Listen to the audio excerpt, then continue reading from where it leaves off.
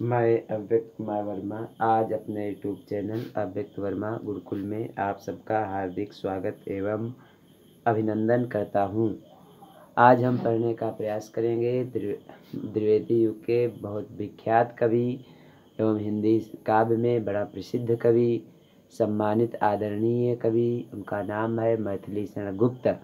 मैथिली शरण गुप्त के विषय में हम जीवन परिचय जानने का प्रयास करेंगे।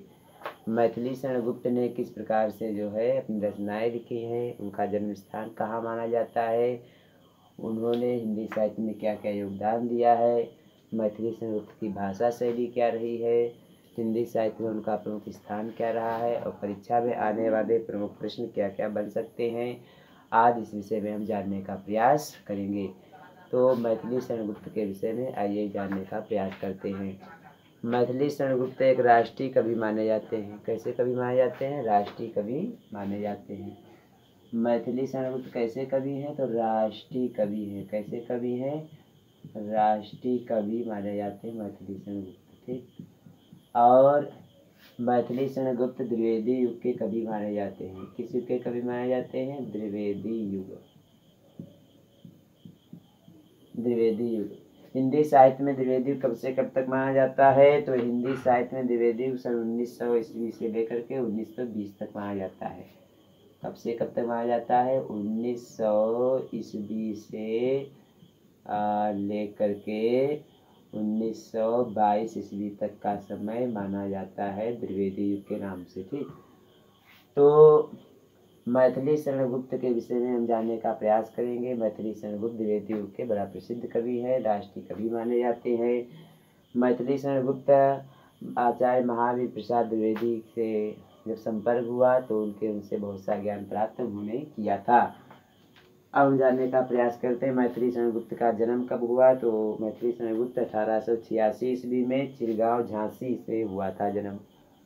कब हुआ था? 1886 ईस्वी में जन्म हुआ। मैथिली शरण गुप्त का जन्म कब हुआ? 1886 ईस्वी में हुआ। कब जन्म हुआ? तो 1886 ईस्वी में उनका जन्म हुआ चिरगांव झांसी में। ठीक। चिरगांव झांसी में जन्म हुआ और 136 साल पहले, लगभग कितने साल पहले? तो 136 साल पहले, 136 वर्ष पहले इनका जन्म हुआ है। ठीक। इनका जन्म हुआ 136 वर्ष पहले। 88 मैथिली शरण गुप्त राष्ट्रीय कवि मैथिली शरण गुप्त हिंदी काव्य जगत के अनुपम रत्न माने जाते हैं। मैथिली शरण गुप्त के पिता का नाम है सेठ रामचरण गुप्त। क्या नाम पिता का है? पिता का नाम क्या है जान देंगे। पिता का नाम है सेठ रामचरण गुप्त। सेठ रामचरण गुप्त इनके पिता का नाम है। पिता का क्या नाम है? सेठ रामचरण गुप्त। अब इसके बाद हम देखने का प्रयास क्या करते हैं कि ये कविता के प्रेमी तो थे ही। कौन? मैथिली शरण गुप्त जी। पुत्र को पिता के संस्कार पूरी तरह से प्राप्त हुए थे। जो पुत्र को पिता के संस्कार पूरी तरह से प्राप्त हुए थे। इनकी प्रारंभिक शिक्षा घर पर ही हुई, जहाँ इन्होंने हिंदी, अंग्रेजी और संस्कृत का ज्ञान प्राप्त किया। घर का वातावरण साहित्यिक था अतः इनकी कविता के प्रति रुचि जागृत हो गई। इनकी आरंभिक रचनाएं कोलकाता से प्रकाशित होने लगी। इनकी आरंभिक रचनाएं कहाँ से प्रकाशित हुई? कोलकाता से। कोलकाता से इनकी रचनाएं प्रकाशित हुई। कोलकाता से इनकी रचनाएं प्रकाशित हुई। आरंभिक रचनाएं कोलकाता से इनकी रचनाएं प्रकाशित होने लगी। ठीक। और ध्यान देंगे, आचार्य महावीर प्रसाद द्विवेदी के संपर्क में आने के बाद इनके जीवन को एक नई प्रेरणा प्राप्त हुई। किसके आने के बाद इनके जीवन को नई प्रेरणा प्राप्त हुई? तो मैथिली शरण गुप्त को आचार्य महावीर प्रसाद द्विवेदी के जीवन के साथ आने से इनको नई शिक्षा प्राप्त हुई, नई प्रेरणा जीवन में प्राप्त हुई। मैथिली शरण गुप्त इनकी रचनाएं सरस्वती पत्रिका में छपने लगी थी मैथिली शरण गुप्त की रचनाएं किसमें छपने लगी, ध्यान देंगे, सरस्वती पत्रिका में छपने लगी। किसमें छपने लगी, तो सरस्वती पत्रिका में रचनाएं इनकी छपने लगी थी। सरस्वती पत्रिका में इनकी रचनाएं छपने लगी थी। किसकी, मैथिली शरण गुप्त की रचनाएं छपने लगी थी। अच्छा, सर्वप्रथम खड़ी बोली में भारत भारती ग्रंथ की रचना की, जो राष्ट्रीय भावनाओं से परिपूर्ण है। इसके साथ ही उन्होंने भक्ति, राजनीतिक, समाज सुधार, धर्म, देश प्रेम पर अनेक ग्रंथ लिखे हैं। भारत भारती देश प्रेम पर आधारित होने के कारण इन्हें राष्ट्रीय कवि होने का सम्मान प्राप्त हुआ। इनकी रचना कौन सी है, भारत भारती। भारत भारती रचना बड़ी प्रसिद्ध है, तो आप सब इसको ध्यान से देखेंगे। मैथिली शरण गुप्त की प्रसिद्ध रचना कौन सी है, भारत भारती। और ये सर्वप्रथम रचना इनकी है। कौन सी रचना है, सर्वप्रथम। कैसी रचना है, सर्वप्रथम रचना है, इसको आप ध्यान रखेंगे। तो सर्वप्रथम ये रचना मानी जाती है मैथिली शरण गुप्त की, भारत भारती। तो इनको राष्ट्रीय कवि माना जाता है। गुप्त ने मौलिक तथा अनुदित लगभग 40 पुस्तकें लिखी हैं। उनमें से प्रमुख है रंग में भंग, जयदत्त वर, पंचवटी, गुरुकुल, झंकार, साकेत, यशोधरा, मंगलवट, नहुस, कुणालगी, द्वापर, विष्णुप्रिया, मेघनाथ वध, ब्रजांगना। हिंदी साहित्य सम्मेलन प्रयाग से साकेत महाकाव्य पर मंगला प्रसाद नामक पुरस्कार भी इनको प्राप्त हुआ है। सन 1948 ईस्वी में आगरा विश्वविद्यालय से और सन 1958 ईस्वी में इलाहाबाद विश्वविद्यालय से गुप्त जी को डीलिट की उपाधि से सम्मानित किया गया। और सन 1954 ईस्वी में भारत सरकार ने इनको पद्म भूषण की उपाधि से अलंकृत किया। ये प्रश्न ध्यान देने योग्य है। मैथिली शरण गुप्त को सन 1954, किस सन में, सन 1954 ईस्वी में, सन 1954 ईस्वी में किसके सम्मानित किया गया, तो पद्म भूषण से सम्मानित किया गया। पद्म भूषण पुरस्कार से इनको भारत सरकार ने सम्मानित किया। कब, 1954 ईस्वी में। 1954 ईस्वी में इनको सम्मानित किया गया, आप ध्यान रखेंगे, ठीक। अच्छा, इसके बाद हम देखते हैं मैथिली शरण गुप्त 1964 ईस्वी में संसार को इन्होंने विदा किया, यानी जो त्याग ले लिया। ऐसे कह सकते हैं कि 1964 ईस्वी में मैथिली शरण गुप्त ने इस संसार में हिंदी साहित्य की सेवा करते हुए पंचतत्वों में विलीन हो गए। तो वह खड़ी बोली, शुद्ध, परिष्कृत, बहुल को ही अपनाया है। अब भाषा शैली के विषय में जानने का प्रयास करेंगे कि मैथिली शरण गुप्त की भाषा शैली किस प्रकार है। तो उनकी भाषा भावों के अनुकूल है। उनके काव्य में यमक, अलंकार, श्रेष्ठ, उपमा, रूपक, उत्प्रेक्षा, विभावना, अप्युति, संदेह, अलंकारों का सहज स्वाभाविक प्रयोग हुआ है। छंदों में दोहा, छप्पय, रोला, छवैया, गीतकार, शिकरणी और सरदूल, विकेत आदि छंद भी इन्होंने प्राप्त मिलते हैं इनके काव्य में। गुप्त जी खड़ी बोली के उन नायकों में प्रमुख रूप से माने जाते हैं, तो इसके विषय हम जानते हैं। अच्छा, अब गुप्त जी के विषय में हम जानने का प्रयास करेंगे। देखिए, मैथिली शरण गुप्त हो चाहे हिंदी का कोई भी कवि हो, तो हिंदी साहित्य के अंतर्गत आज हम अव्यक्त कुमार वर्मा गुरु जी के द्वारा मैथिली शरण गुप्त के विषय में पढ़ रहे हैं। किसी भी कवि के विषय में हमको जानकारी प्राप्त करने से पहले सबसे पहले हमें कुछ बिंदुओं पर ध्यान देने की आवश्यकता होती है। कुछ बिंदुओं पर हम ध्यान देने की आवश्यकता होती है। तो जैसे प्रमुख बिंदु कौन कौन से होते हैं, तो उनको एक बार ध्यान देते हैं। उसके बाद हम उसको अभी और आपको विस्तार के साथ समझने का प्रयास करेंगे। देखिए, तो जैसे किसी भी का कवि या लेखक का जीवन परिचय जानने के लिए हमें कुछ प्रमुख बिंदुओं के विषय में जानने की आवश्यकता होती है। जैसे जीवन परिचय, किसी कवि का हमें जीवन परिचय के विषय में जानना चाहिए। जीवन परिचय के अंतर्गत जन्म, मृत्यु, माता पिता कौन है, और उसके बाद उनकी रचनाएं जानने का प्रयास करते हैं। क्या जानने का प्रयास करते हैं, रचनाएं, उस कवि ने क्या क्या लिखी हैं। रचनाओं को जानने के बाद हम उसकी भाषा के विषय में देखते हैं, आखिर किस भाषा में उसने रचनाएं लिखी है या कैसी भाषा का कवि ने प्रयोग किया है।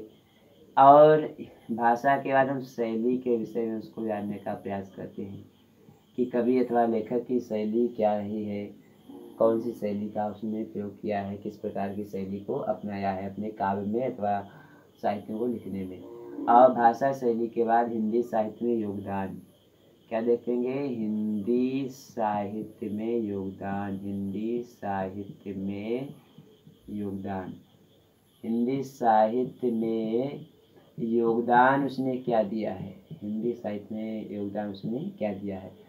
और इसके बाद हम देखेंगे कि उस कवि का हिंदी साहित्य में स्थान क्या है, उसका स्थान क्या माना जाता है।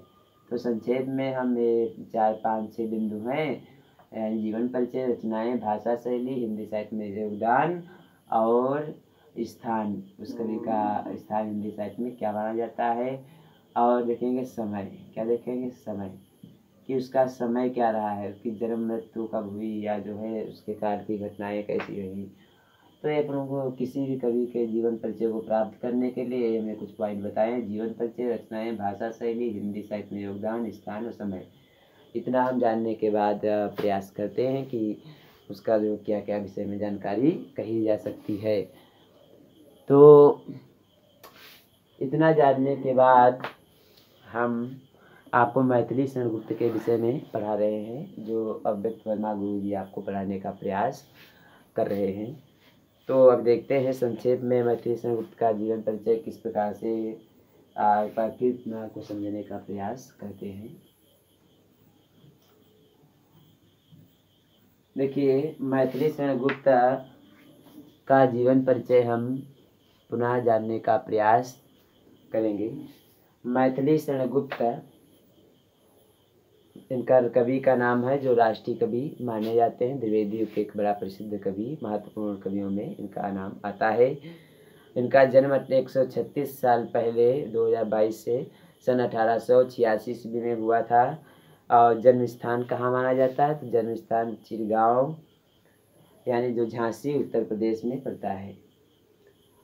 और इस समय उत्तर प्रदेश के मुख्यमंत्री का नाम है योगी आदित्यनाथ। उत्तर प्रदेश के मुख्यमंत्री का नाम क्या है, तो इस समय उत्तर प्रदेश के मुख्यमंत्री कौन है, तो आदरणीय योगी आदित्यनाथ जी उत्तर प्रदेश के मुख्यमंत्री हैं, जो गोरखनाथ मंदिर के जो है पीठा यानी गोरखनाथ मंदिर के महंत भी हैं। ठीक है, तो और राजनेता भी योगी आदित्यनाथ हैं। योगी आदित्यनाथ भारत देश की सेवा के लिए उत्तर प्रदेश में अपना राज्यकाल चला रहे हैं। उन्होंने इलाहाबाद का नाम प्रयागराज कर दिया है। अच्छा, इसके बाद देखते हैं इनके पिता का नाम क्या है। तो मैथिली शरण गुप्त के पिता का नाम क्या है, सेठ रामचरण गुप्त। क्या नाम है, सेठ रामचरण गुप्त। इनके पिता का नाम क्या है, सेठ रामचरण गुप्त। इनके पिता का नाम क्या है, सेठ रामचरण गुप्त। सेठ रामचरण गुप्त इनके पिता का नाम माना जाता है मैथिली शरण गुप्त के। ठीक, और इन्होंने लेखन विधा क्या है, काव्य। भाषा शैली इनकी खड़ी बोली है। मैथिली शरण गुप्त की भाषा शैली कैसी मानी जाती है, खड़ी बोली भाषा शैली मानी जाती है। रचना शैली क्या है, प्रबंधात्मक, उपदेशात्मक, गीतीय नाट्य शैली है। सर्वप्रथम प्रमुख रचना कौन सी लिखी है, तो भारत भारती। भारत भारती किसकी रचना है, मैथिली शरण गुप्त की सर्वप्रथम रचना मानी जाती है।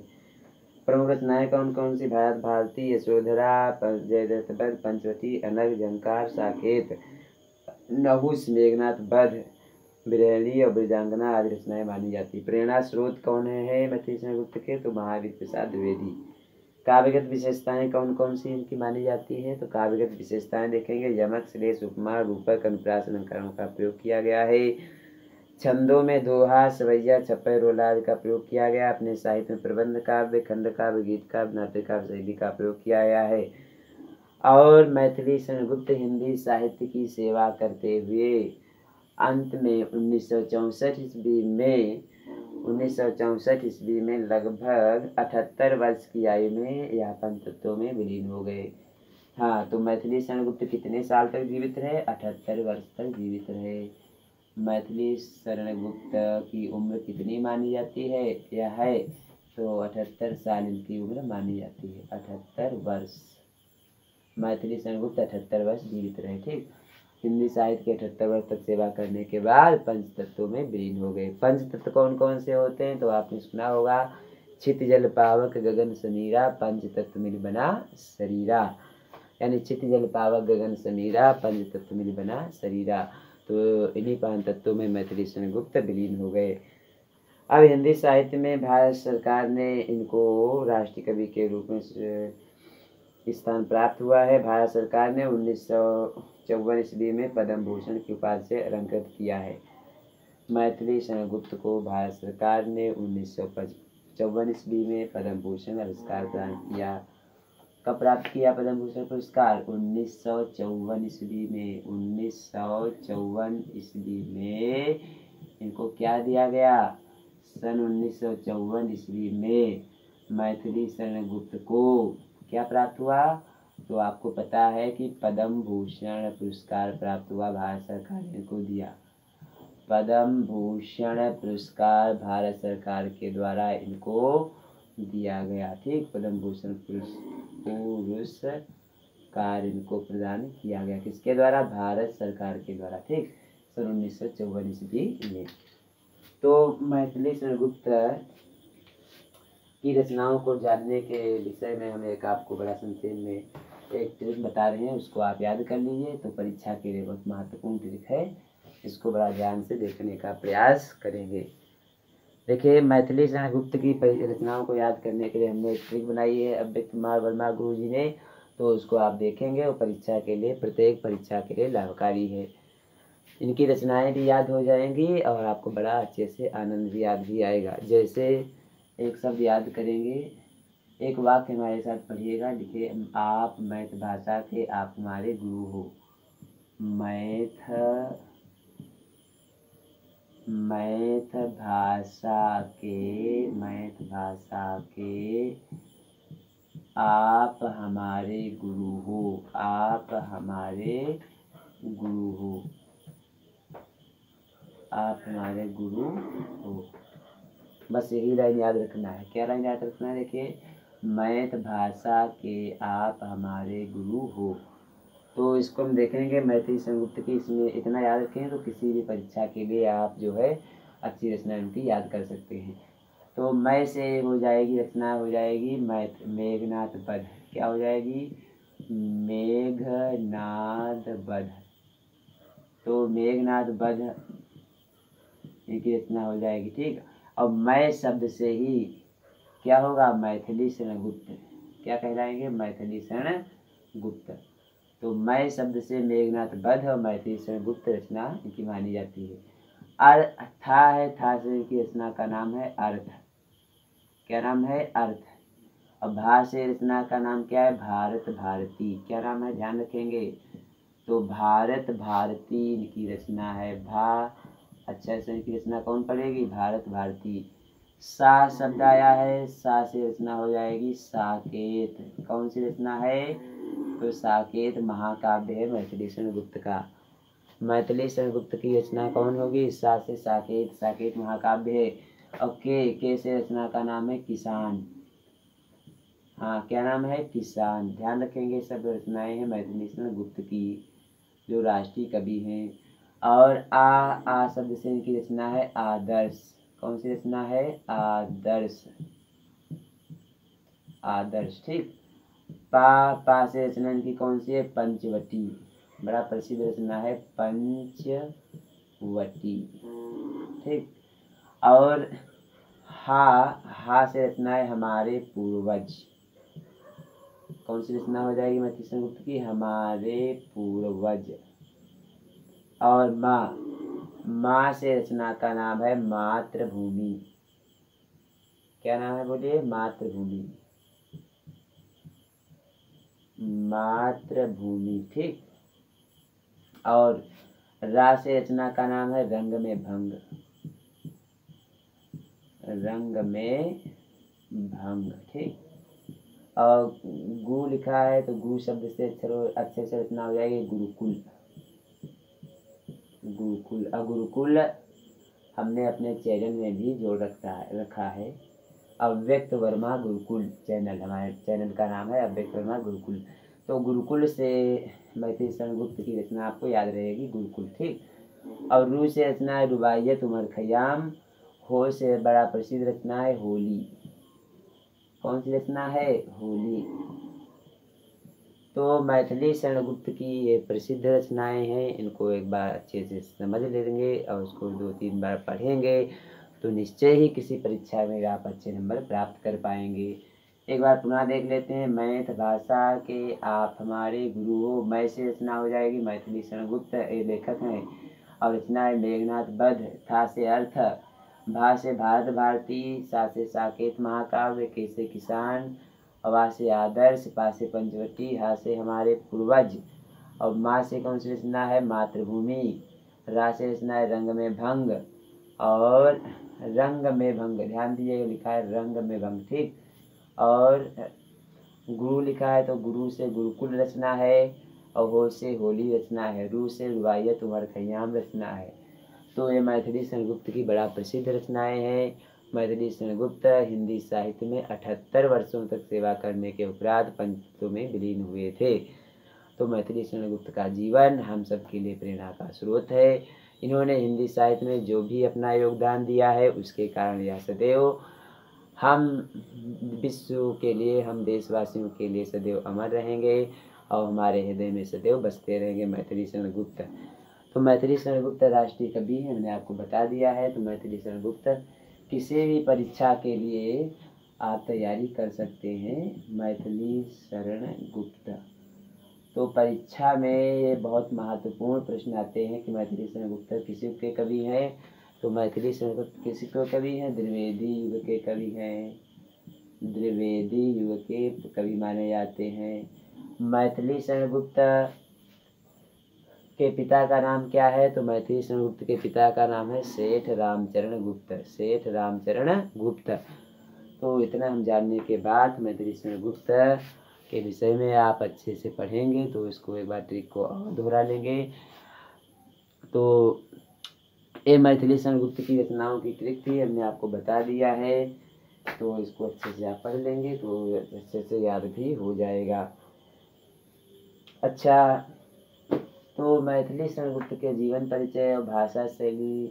अच्छा, मैथिली शरण गुप्त ने प्रसंग के अनुसार भाषा शैली का प्रयोग किया है, आप सब लोग जानते हैं। और उनकी भाषा शैली प्रवाह युक्त और छंद के अनुसार परीक्षा में जो है या अपनी रचनाओं, अपने काव्य और साहित्य में इन्होंने पूर्ण रूप से ध्यान रखा है। विभिन्न प्रकार के अलंकारों का भी प्रयोग किया है तो, और शैली का भी अच्छे से प्रयोग किया है। अंत संक्षेप में देखा जाए, मैथिली शरण गुप्त हिंदी साहित्य का एक अनुपम रत्न माने जा सकते हैं या अनुपम रत्न कहे जा सकते हैं। तो मैथिली शरण गुप्त प्रत्येक परीक्षा के लिए हिंदी साहित्य के अंतर्गत पूछे जाते हैं और उल्लेखनीय स्थानों को प्राप्त है। मैथिली शरण गुप्त हिंदी साहित्य में अपनी रचनाओं के योगदान के कारण वह सदैव क्या रहेंगे? भारतवासियों के हृदय में सदैव स्थान बनाए रखेंगे और वह सदैव अमर रहेंगे। अपनी रचना, अपनी कुशलता और प्रतिभा के कारण मैथिली शरण गुप्त सदैव अमर रहेंगे। अच्छा, तो मैथिली शरण गुप्त द्विवेदी युग के कवि माने जाते हैं। द्विवेदी युग कब से कब तक है? तो 1900 ईस्वी से लेकर के सन 1922 ईस्वी का समय द्विवेदी युग के नाम से जाना जाता है। मैथिली शरण गुप्त को किससे संपर्क आने का उनका जीवन बदल गया? तो आचार्य महावीर प्रसाद द्विवेदी के संपर्क में आने के बाद उनका जीवन बदल गया। मैथिली शरण गुप्त आचार्य हजारी प्रसाद द्विवेदी से मिलने के बाद उनका जीवन निश्चय रूप से बदल गया।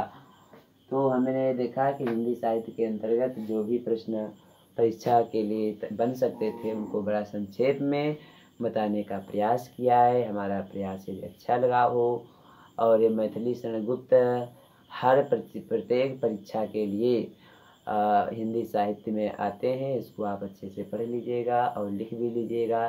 और मैथिली शरण गुप्त की प्रमुख रचनाएं जैसे पंचवटी है और द्वापर है और जो भी है रचनाएं, यशोधरा है। तो ऐसे कुछ रचनाएं इसमें ट्रिक के माध्यम से हमने बता दिया है। रंग में भंग है, साकेत महाकाव्य है। साकेत महाकाव्य मैथिली शरण गुप्त की बड़ा प्रसिद्ध रचना है, ठीक। और इनकी रचना प्रसिद्ध पंचवटी है। गुरुकुल, गुरुकुल अव्यक्त वर्मा गुरुकुल, तो गुरुकुल चैनल में हमारा जुड़ा है, तो गुरुकुल से अव्यक्त वर्मा गुरुकुल चैनल से ही आप जान जाएंगे कि गुरुकुल रचना किसकी है, मैथिली शरण गुप्त की है। अच्छा, तो ये सब जान लेने के बाद भारत भारती की सर्वप्रमुख रचना है। 1954 ईस्वी में भारत सरकार ने इनको पद्म भूषण के पुरस्कार प्रदान किया था। तो यह वीडियो अच्छा लगा हो तो अधिक से अधिक लाइक एवं शेयर करिएगा और हमारे चैनल को सब्सक्राइब करिएगा। और आप सबको ये प्रयास कैसा लग रहा है कमेंट में आप कमेंट करके अपने बताइए, ताकि हम यदि कुछ इसमें सुधार करने की गुंजाइश हो तो सुधार भी कर सकते हैं। अच्छा, हमारा केवल उद्देश्य यही है कि आप अच्छे से जो पढ़िए और लिखिए और अपना जीवन सफल बनाइए। तो हमारा वीडियो देखने के लिए आप सबको धन्यवाद।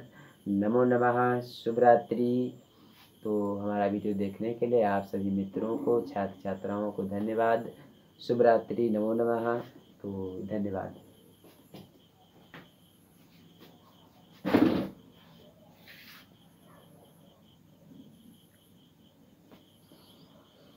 अच्छा, एक बात और थोड़ा हम बता देते हैं। मैथिली शरण गुप्त के विषय में थोड़ा एक बात हम बता देते हैं, तो इसको ध्यान से आप देखिएगा और लिख लीजिएगा। जो भरा नहीं है भावों से, जिसमें बहती रसधार नहीं, वह हृदय नहीं, वह पत्थर है जिसमें स्वदेश के प्रति प्यार नहीं। तो ऐसी बहुत सी भी रसी कविताएं उन्होंने लिखी हैं, जो मैथिली शरण गुप्त हिंदी साहित्य के वास्तव में राष्ट्रीय कवि कहे जा सकते हैं। मैथिली शरण गुप्त के लिए जितना भी कहा जाए उतना बहुत कम है। अपने शब्दों में उनके लिए कहा जाए उतना बहुत ही कम है। मैथिली शरण गुप्त के विषय में कहना दिन में सूर्य को दीपक दिखाने जैसा ही प्रतीत होता है। यानी जो है मैथिली शरण गुप्त हिंदी साहित्य का एक अनुपम रत्न माने जाते हैं। और जिस तरह से अपने काव्य में इन्होंने प्रकृति चित्रण किया है, बिल्कुल सजीव प्रकृति चित्रण किया है मैथिली शरण गुप्त ने। तो मैथिली शरण गुप्त का हिंदी साहित्य में महत्वपूर्ण योगदान है और अपने योगदान के कारण, अपनी रचनाओं के कारण मैथिली शरण गुप्त सदैव हिंदी साहित्य में याद किए जाते रहेंगे। जैसे साकेत महाकाव्य बड़ा प्रसिद्ध है इनका, और गुरुकुल रचना बड़ा प्रसिद्ध है, रंग में भंग रचना बड़ा प्रसिद्ध है, आदर्श उनका महाकाव्य बहुत ही प्रसिद्ध है, पंचवटी और भारत भारती। तो कुछ रचनाएं मैथिली शरण गुप्त की बड़ा प्रसिद्ध हैं। इनको आप ध्यान से पढ़ लेंगे और अच्छे से याद भी कर लेंगे, हृदय परीक्षा के लाभकारी होगा ये प्रयास। और ये प्रयास ये हमारा अच्छा लगा हो तो इसको आप सब लोग अधिक से अधिक लोगों तक पहुंचाने का प्रयास करें। हमारा वीडियो देखने के लिए आप सबको धन्यवाद। नमो नमः। पुनः एक बार शुभ रात्रि। धन्यवाद। जय श्री राम, जय श्री राम, जय श्री राम।